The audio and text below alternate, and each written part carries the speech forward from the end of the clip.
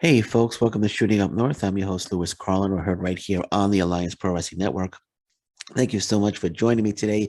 If you're watching for the first time, please consider hitting that subscribe button. If you want to follow me on social media, I'm on Twitter at Shooting Up North, Instagram at Alliance PW Network, and please feel free to join our Facebook group, the Alliance Pro Wrestling Network. Alrighty, so this is MLW Fusion review and recap for March 24th.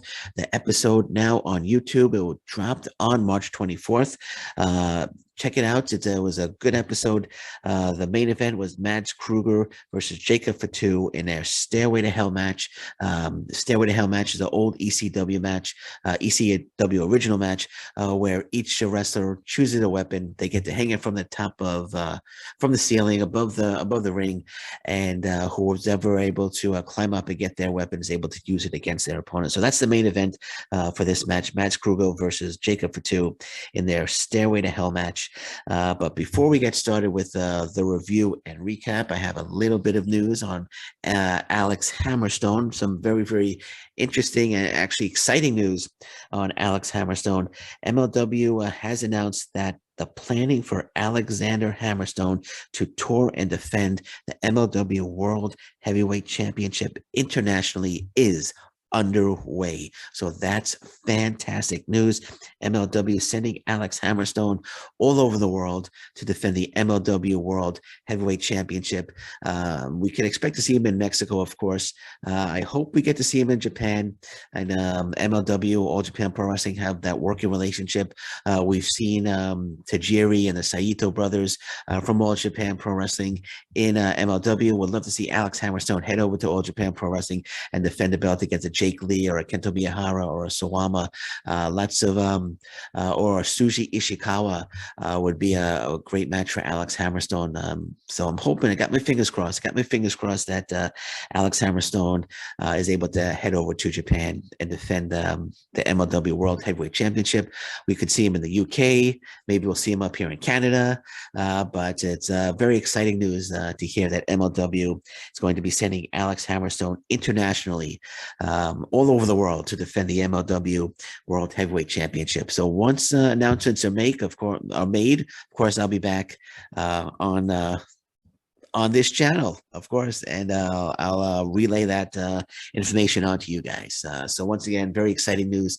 MLW sending Alex Hammerstone all over the world to defend the MLW World Heavyweight Championship. So again, great news. So let's get into the review and recap for MLW Fusion for March 24th. As I said, the main event was Mads Krugger versus Jacob Fatu in a Stairway to Hell match. So the show actually started with a hype video for that match. Krugger cutting a promo, and it's awesome that the distorted Mads Krugger voice is basically gone. You can understand. They updated his voice. So you can understand what he's saying now. They must have listened to me, and but able to understand every word that Mads Krugger was saying. So he cut a little promo. Jacob Fatu cut a little promo in the hype video, and they're both ready for their Stairway to Hell match, which happens later on in the show. Then we get a clip from last week where Cesar Duran told us that if Alex Hammerstone doesn't appear tonight, he will be stripped of the title.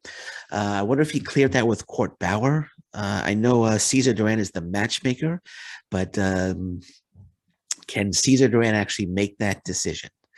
And how does Court Bauer feel about that? But he says, Cesar Duran said if Hammerstone doesn't show up, he will be stripped of the title. And then Cesar Duran has his goofy laugh. Not the biggest Cesar Duran fan. I've made that point clear on numerous reviews and recaps of MLW Fusion. But Cesar Duran's going to strip him. Was going to strip him. So we know how Hammerstone is going to show up tonight. So let's get on match one. Killer Kross making his return to MLW. And I know last week I said I hope he wrestles anybody but Bud Heavy. And I gave a little wink. I was doing that because, sure, I knew it was going to be Bud Heavy. And I wasn't really excited about this. I was, when I first heard that Killer Kross made his return, against Bud Heavy. I was disappointed. I was disappointed. I wanted to see Killer Kross in a meaningful match, but the match against Bud Heavy just when I first heard it, when Bud Heavy was in the ring and Killer Kross came down, I was very, very skeptical. I was very pessimistic. I was like, oh, this is not going to be very good, and I wasn't really excited about it. But the match does. Let's talk about what happened in the match a little bit. The match, as the match began, Killer Kross said something about Heavy. He was mouthing some words to Bud Heavy. Then he told Bud Heavy to take his best shot. It's in the middle of the ring. Bud Heavy took his best shot. It had no effect on Killer Kross. Killer Kross said, "Take another shot." And Bud Heavy tried again, but again had no effect. Then Killer Kross said one more time, but before Bud Heavy could do anything, Killer Kross hits a big boot, drops Bud Heavy. Then Killer Kross proceeds to destroy Bud Heavy, hits him with a Doomsday Saito suplex, and then with Bud Heavy laid out, he rains down a couple of strikes on the back of Bud Heavy's head, and the referee stops the match. And during the course of the match, the match was over. The crowd is chanting "one more time, one more time, one more time," and Kross hits another Doomsday Saito suplex on Bud Heavy, and that was it. And as I said, when the match began, I was skeptical, but I was wrong. Okay, I was wrong. I enjoyed this. I really enjoyed this. I kind of really enjoyed this. Like I said, I was skeptical at first, but this was a very intense squash match, and I thought it was a decent way to reintroduce Killer Kross to MLW and the MLW fans. I thought I enjoyed it. I enjoyed it. Poor Bud Heavy. Poor guy can't catch a break. I'll admit I was wrong. I was wrong. This was enjoyable. The crowd was really into it. The crowd was pumped, and I'm just gonna say that I enjoyed it. I was wrong. Let's move on to the next. Let's move on to the next segment. I do hope we see Killer Kross back. I think he's been announced for another show. I think he's been announced for Battle Riot, if I'm not mistaken. So we will see Killer Kross back. Hopefully it'll be somebody else.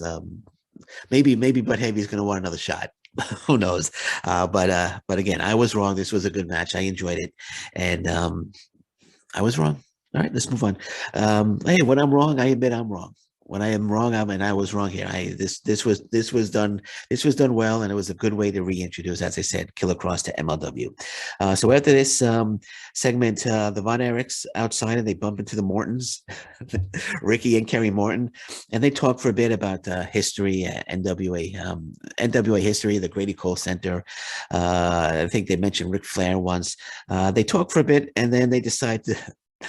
Ricky Morton knows where there's a good spot around here to get tacos, so they decide to go ahead and get tacos. So the Von Erichs beat the Mortons. They talk for a bit, and then they decide to go get tacos. So I'm sure they talked more over tacos. So that was this. I don't know. Did we need to see this really? Did we need to see the Von Erichs? There is a reason why we did need to see this. In case you don't know, I don't want to spoil anything for anybody, but there was a reason why the Von Erichs met the Mortons. So they seem friendly. They seem friendly, and I wonder what kind of taco Ricky Morton got. I wonder if he had like a chicken soft taco, or if he got like with the hard crunchy. What if he's like I wonder if he's a chicken taco guy, or if Ricky Morton's like a beef taco guy. I wonder if does he use hot sauce? These are things I'd like to know. I hopefully we'll on the next segment we see with the Von Erichs and the Mortons, we'll see them actually. We'll see them actually having the tacos, and we'll get to see what kind of tacos that the Von Erichs and the Mortons they prefer in their life. So the next segment, Richard Holiday heads to the ring and is attacked by Hammerstone. So Hammerstone is there right off the bat. Hammerstone showed up, so he gets to keep the title. This is okay, but I kind of thought that they were going to hold off on Hammerstone. We weren't going to see Hammerstone until the end. I thought they were going to play it off. Hammerstone is not showing up, and Cesar Duran is going to come out and say, "Well, Hammerstone's not showing up. There's no Hammerstone. We're going to strip him of the title." There's like 30 seconds left of the show. He's looking at his watch, and then Hammerstone shows up and attacks Holiday. I thought they were going to do it that way, but like 4 minutes into the show. Well, maybe not 4 minutes, but early into the show, we see Hammerstone. So he shows up, he gets to keep his title, but he attacked Holiday and he kind of beat down Holiday, and Holiday ran off. So after that, they had some time to kill, so they showed him. We got a video of a very, very funny segment of Los Parks restaurant. Maybe the Von Erichs and the Mortons are headed to Los Parks restaurant, and maybe they're going to show up there next week to get their tacos, and then we're going to get a big brawl between the Von Erichs and the Mortons and the Los Parks.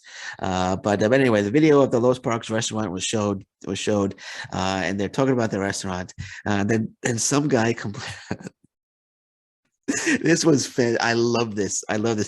Some guy complained about getting a sandwich that was he wanted a gluten-free sandwich, and he complained about it, and he winds up on one of those parks. Takes the sandwich. First of all, he puts hand sanitizer on. And he takes the sandwich and he slams it into the guy's face. He said, "You don't like the sandwich," and he just slammed it right into the guy's face. And then the guy gets beat down by all members of Los Parks. And after the beatdown, they asked. After the beatdown, they asked to be rated on Yelp.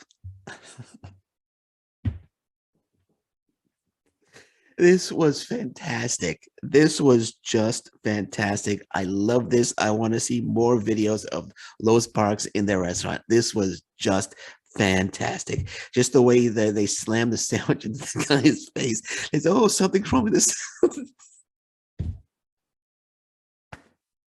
They said, "Oh, something's wrong with the sandwich. Something's wrong with the sandwich. Here, let me take a look at the sandwich." Right in the This was brilliant. This could have been the best segment of the entire show. This was fantastic. Please, Court Bauer, MLW, we need more Los Parks in their restaurant. Please show more videos. This was great. And after the beatdown, when they asked to be to rate us, go ahead, please rate us on Yelp.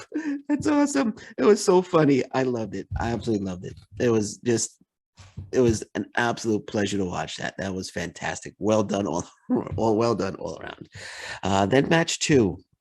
In match two, Gnarls Garvin versus Gangrel. I don't know about anybody else watching MLW, watching the fusion, but I wasn't really excited about the debut of Gangrel. I mean, I've never really been a big Gangrel fan. I love Gnarls Garvin. I'm a big Gnarls Garvin fan. Like I said many times, he reminds me of Terry Gordy, Stan Hansen. He's got a great brawling style, but not really excited about Gangrel. And I was worried. You're putting up against Gangrel. Well, I don't want to give away the ending before I talk. So let's get into the match, and then I'll discuss it more.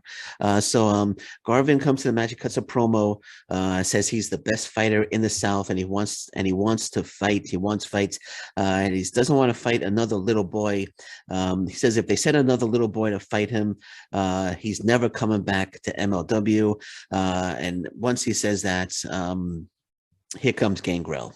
Gangrel comes out to answer the challenge. So I don't know why we had to have he cuts a promo where he's challenging someone to fight him. Well, we knew it was Gangrel all along, right? So he's anyone in the back. I don't want a little boy.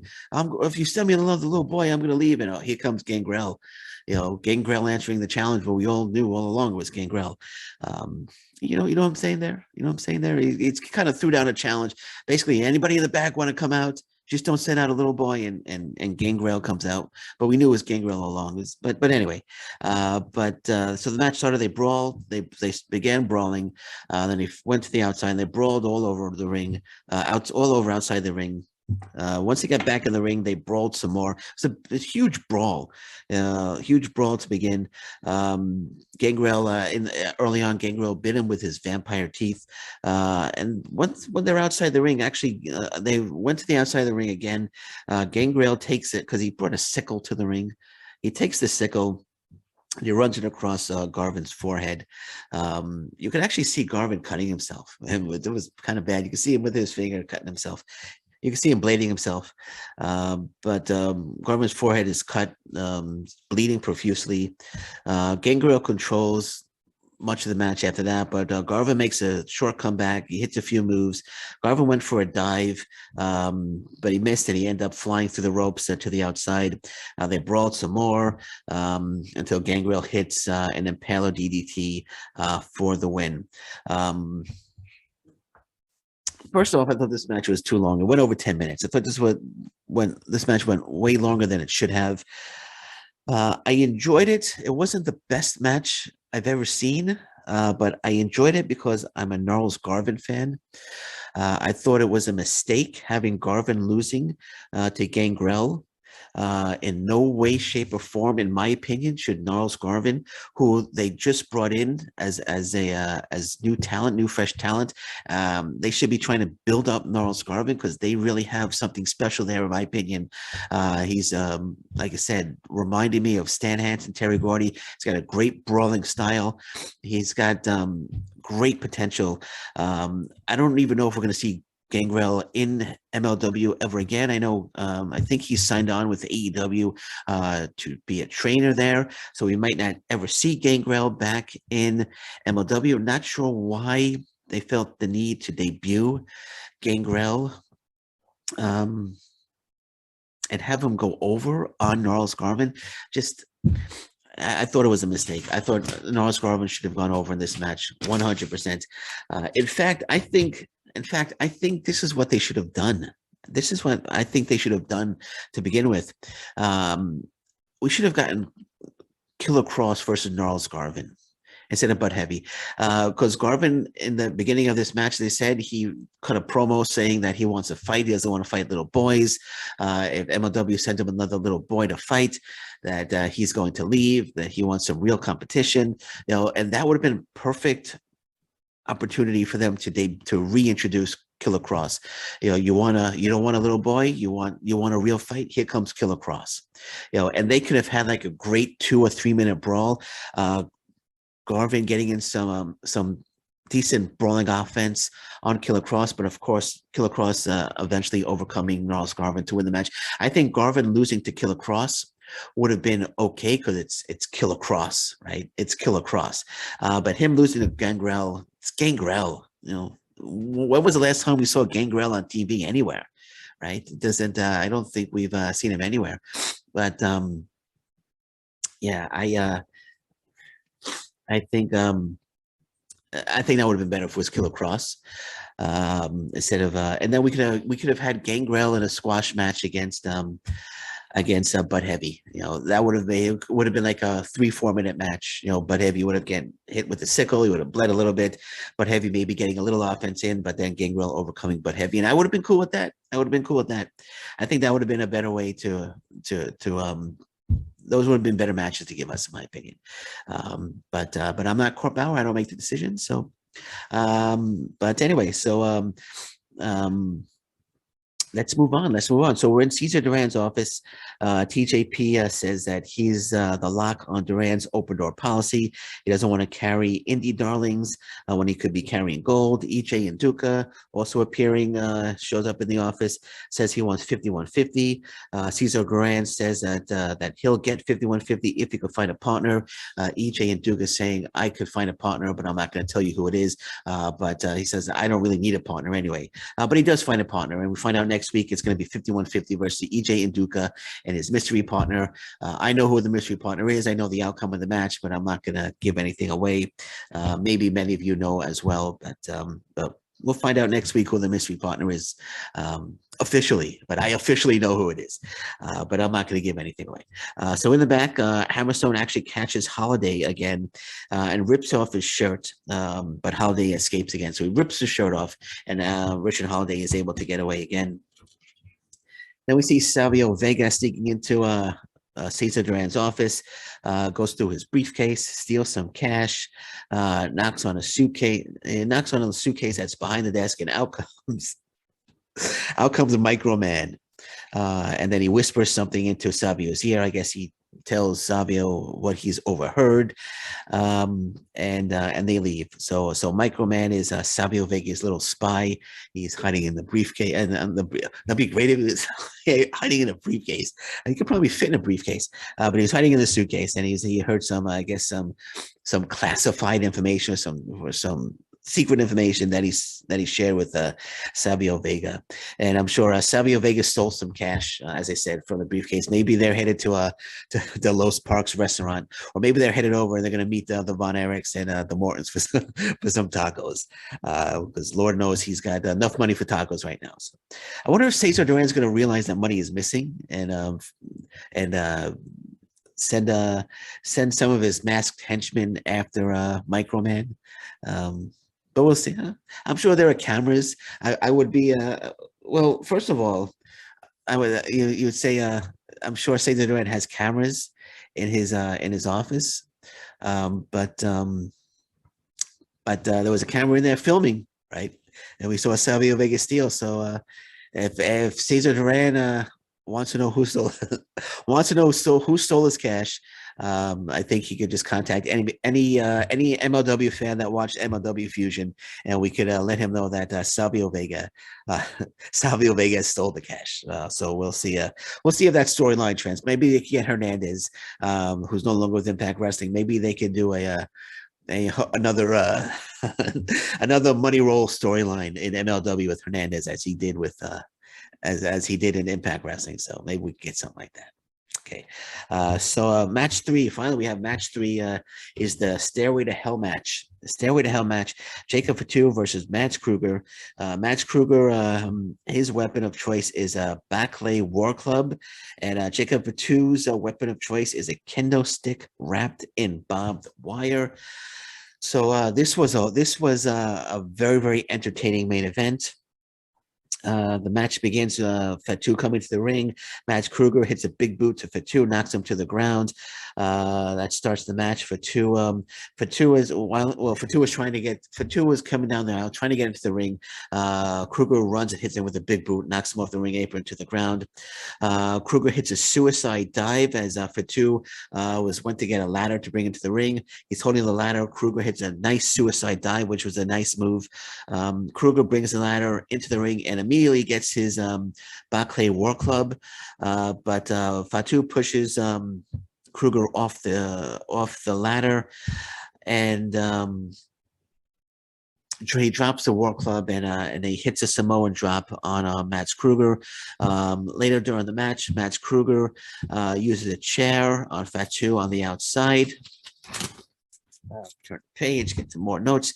Fatu actually whipped Krugger headfirst into a ladder as well. Fatu gets his weapon of choice and uses it on Krugger. The weapon was the barbed wire kendo. Was it the barbed wire kendo stick? It was a barbed wire, the kendo stick wrapped in barbed wire.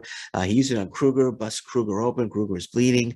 Jacob Fatu hit a really nice coast to coast with a chair onto Krugger. That was a crazy move. He didn't get all the way across the ring like Rob Van Dam did in his prime, but he was able to push the chair into Krugger. So it was still I thought it was a crazy move, great move there.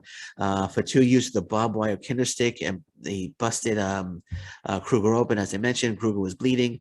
Krugger comes back. They're both on top of a ladder. There's a table set up in the ring as well. Krugger suplexes Fatu off the top of that ladder through the table, which was nuts. Gets a 2 count. Akira Kwan eventually appeared. He had the Backlay War Club. He distracted Fatu. He pushes he tosses the club into the ring to Krugger. Krugger takes the club, hits hits Fatu with it, hits his full Nelson, the face buster finisher, and wins the match. Post-match, Krugger cuts a promo, but Fatu blasts him with a chair and takes out Quan as security comes in and tries to break them up. This was a war. This was an absolute war. I really, really enjoyed this main event. Lots and lots of fun spots. The coast to coast was really cool. The suplex off the top of the ladder through the table. Max Krugger hitting Fatu with that was a great spot as well. I believe the crowd was yelling, "This is awesome" during the match, and it was a very, very, very, very entertaining match. I really, really enjoyed this main event. Lots of great back and forth action between both big men. Krugger winning, defeating Fatu makes him a credible threat, in my opinion. Fatu rarely loses in MLW, and Krugger getting a win over Fatu here makes him a credible threat. Basically immediately. I mean, Fatu won the last match. The last match wasn't as good as this one that they had on Fusion a few weeks ago, but this was fantastic. I love Krugger going over here on Fatu. Again, makes him a credible threat.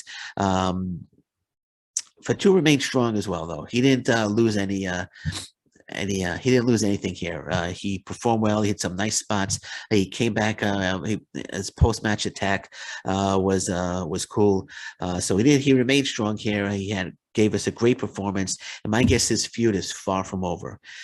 So I'm sure we're going to see another match. One more match. They're going to have the rubber match. Fatu has one win. Krugger has another win.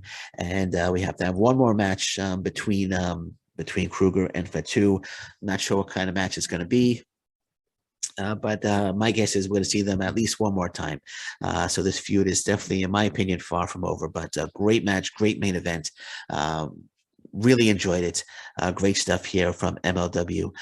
So the show ended with Hammerstone once again looking for Holiday. Finds Holiday, who's trying to hide behind this thin pillar or this thin column, and Hammerstone finds him, proceeds to rip off his pants now. So he ripped his shirt off, now ripped his pants off. Holiday in his underwear runs into the limo. Alicia Toot's in the limo. I was wondering where Alicia Toot was all show, but she's in a limo, and he dives in the limo, and Toot says, "Go, go, go," and the limo takes off, and we get Hammerstone with a weird little sprint. He looked a little weird running, and the way he was running after the limo, but he sprinted after the limo. He's not going to catch the limo.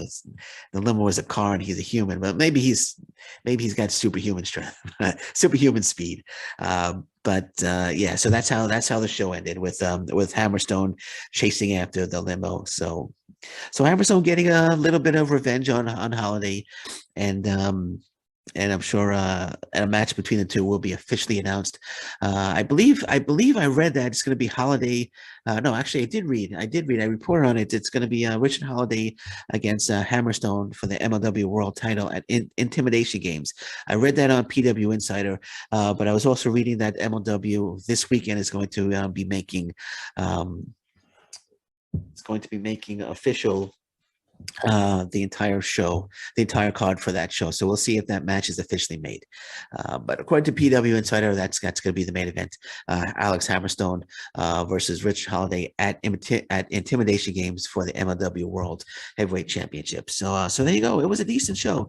MLW Fusion for March 24th, 2022 was a decent show. Could have done without Gangrel going over on Gnarls Garvin. I felt Garvin, without a doubt, should not have lost to Gangrel, because again, we might not ever see Gangrel again in MLW. As I said, I believe he signed with AEW to be a trainer, so we might not see him. It didn't make sense for a young up-and-coming star that you're trying to build up in Gnarls Garvin to lose to an aging Gangrel that I don't think too many people really I don't want to say care about anymore, but that people aren't thrilled when they see him. People are thrilled when they see Killer Kross, right? When Killer Kross made his return, the crowd was in I don't want to say frenzy, but the crowd was pumped to see Killer Kross back, but they weren't really pumped to see Gangrel making his debut. So, and especially went over Gnarls Garvin. I thought that was a mistake. I thought that was a mistake, and I'm being partial towards Gnarls Garvin because I'm a Gnarls Garvin fan. I like to see him get pushed, and I don't like to see him lose to guys like Gangrel, who, like I said, we might not ever see him again in the MLW. And I don't remember the last time we saw Gangrel on TV anywhere, so I thought that was a mistake. But that's it. That's it. That's my only. That's my only. I'm gonna say beef because it's big beef. Gnarls Garvin. That's my only beef. That was my only beef with the show. Okay, so anyway, so that's it for me. This has been MLW Fusion review and recap for March 24th, 2022. I'll be back next week with another MLW Fusion review and recap. Looking forward to next week's show. As we know, next week, I believe the main event, I believe it's the main event, but at least we do know that one match will be 5150 defending the MLW World Tag Team Championship Tag Team Championships against EJ and Duca and a partner of his choice. Gee, I wonder who it could be. We'll find out next week. All right. So again, thank you so much for joining me today. Thank you so much for watching my MLW review and recap for March 24th, 2022. And until I'm back next time with another review of MLW Fusion, thank you very much. Take care. Bye-bye. And stay safe, everyone. So long. Bye-bye.